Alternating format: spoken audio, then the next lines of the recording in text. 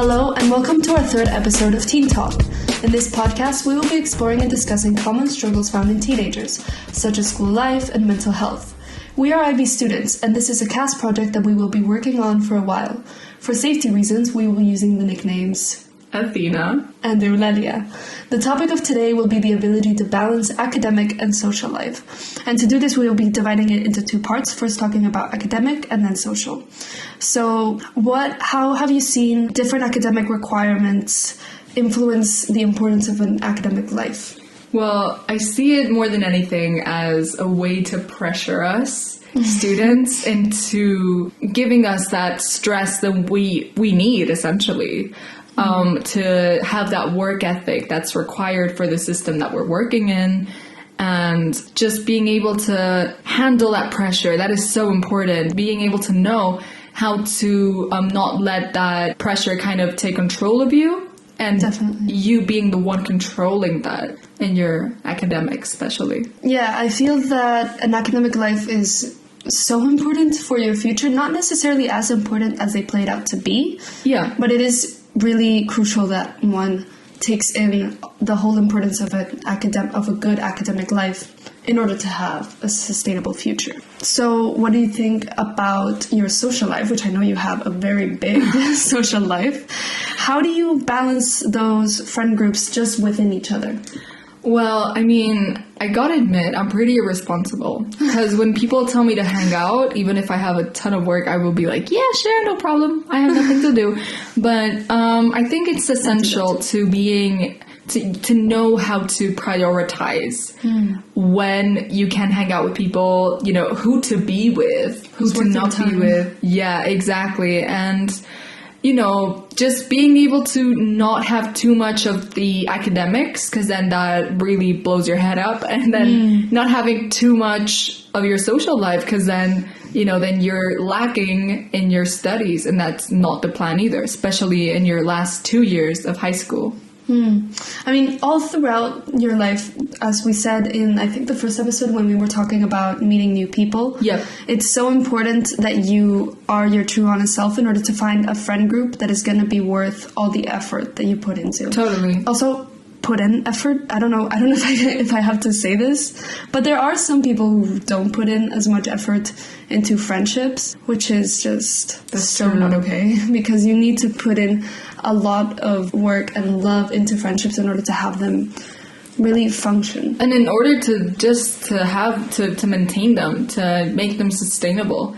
Because if, for example, you have your friend and you give your all, you really, you know, you're really trying there, you really care for them, and then that other person, you know, just isn't reciprocating that same energy, then there's it's not stable anymore. So there's a huge problem there. And then that friendship, it can be destroyed, because it needs to be something that comes from both parties. Yeah, it can become toxic. Absolutely. So toxic. Wow, okay. Personally, I remember, especially when I lived in for some reason, I had a lot of issues with friends. Yeah. Where, as I said in the first episode, where I was bullied, there I wasn't bullied as much, like in terms of, I don't know, physical bullying or like just straight up really recognizable bullying. It sort of turned into something a bit more socially inclined, where other people my age would, you know, separate me from them. And that ended up affecting my academic life. And from then on, I got worse at academics, and now I've been able to repair that and have a better academic grades. But if I hadn't gone through all of that social discrimination, I guess, yeah, I mean, I wouldn't it's have had that. Exclusion, it's maltreatment, it kind of relates to that second episode we were having. But yeah. How about you? Do you have any personal experiences with balancing these two lifestyles? Well, I mean, I think many people can relate to this. You know, I've been raised with a lot of expectations. Now, that can be great because it can push you to go forward. Yeah. But at the same time, though, it can be really, really stressful for you. So I think, you know, I think something that's essential is time management. Yeah. and knowing when to do things, knowing when to not do things. Yeah, social life, it's really cool when you have a big social life, you know, when people see you as, wow, you have so many friends, that's amazing. Yes.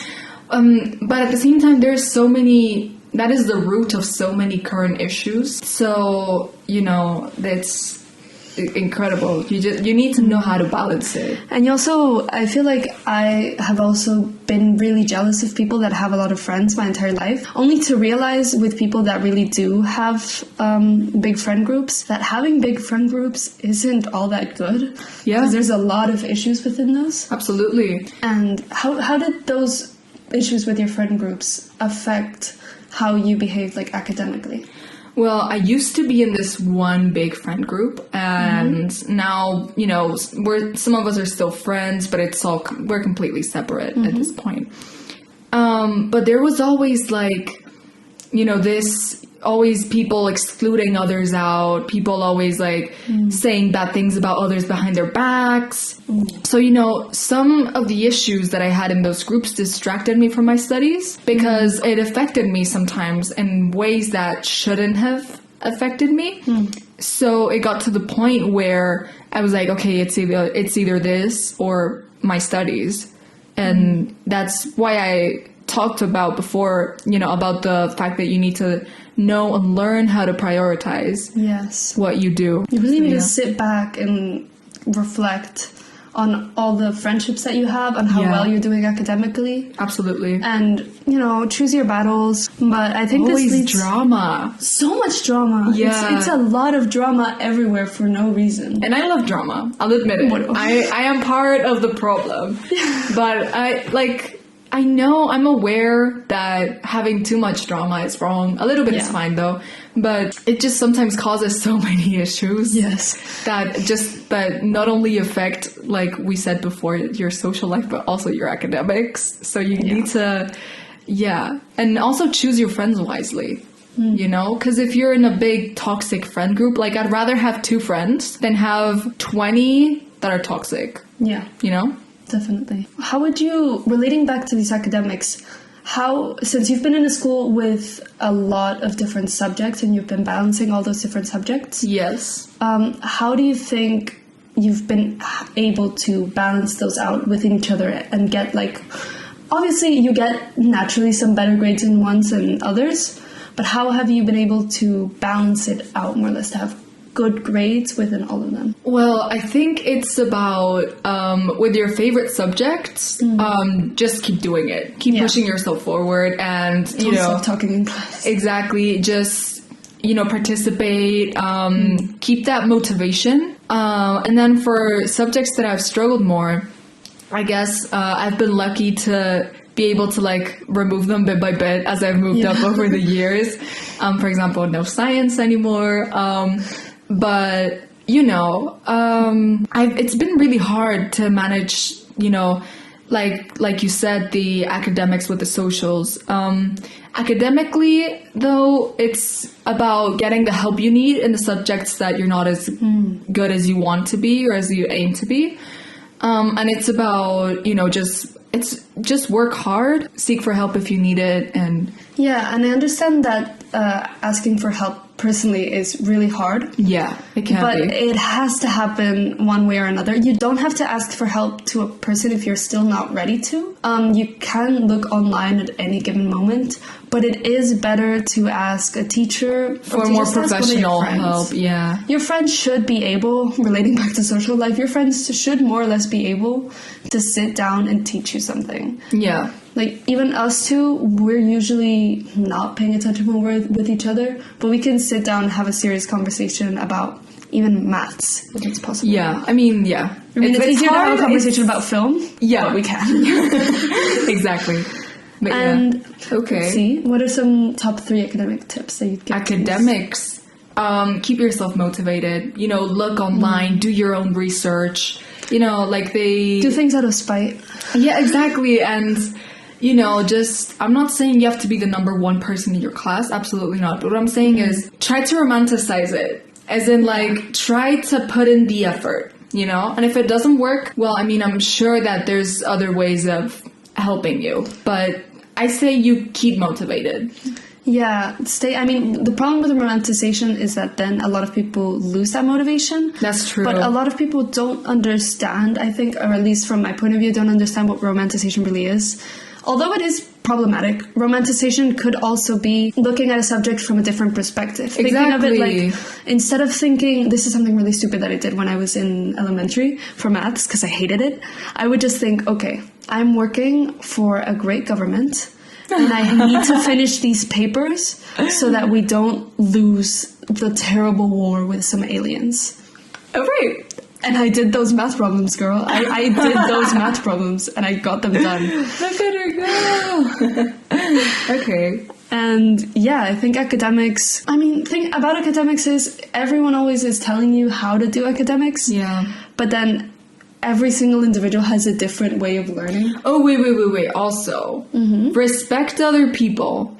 Ooh. This one now. In what sense? Because many people misbehave in class, or not like, some people are trying to be the funny ones. Haha, you know, you're It's not... okay to be silly, but... You're really not funny. You know?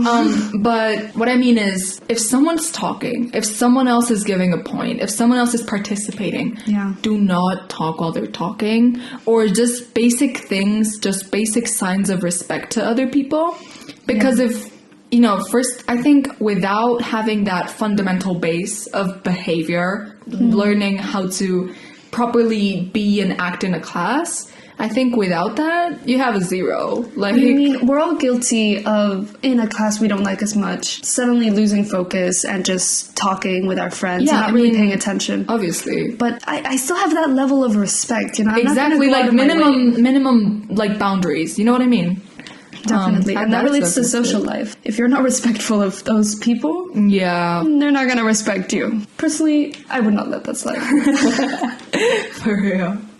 But yeah, I mean, for social life, I think you also need to, going back to tips here, I think it's very important for you to develop this kind of intuition, because not everyone is a good person. And you really need to know who you need in your life and who you don't. Listen to your gut, okay? Listen to it. Yeah. I mean, sometimes it's not right, but it's there for a reason, okay? Absolutely. It's telling you something for a reason. Yeah. And to balance it out with social life, how do you do it? Because usually I just turn off my phone and that's it. And I focus. Well, I understand that for you it's really important to have like a... social. Yeah, I mean, I'm pretty extroverted, so if I don't have that constant attention from other people, this is kind of a problem, but you know.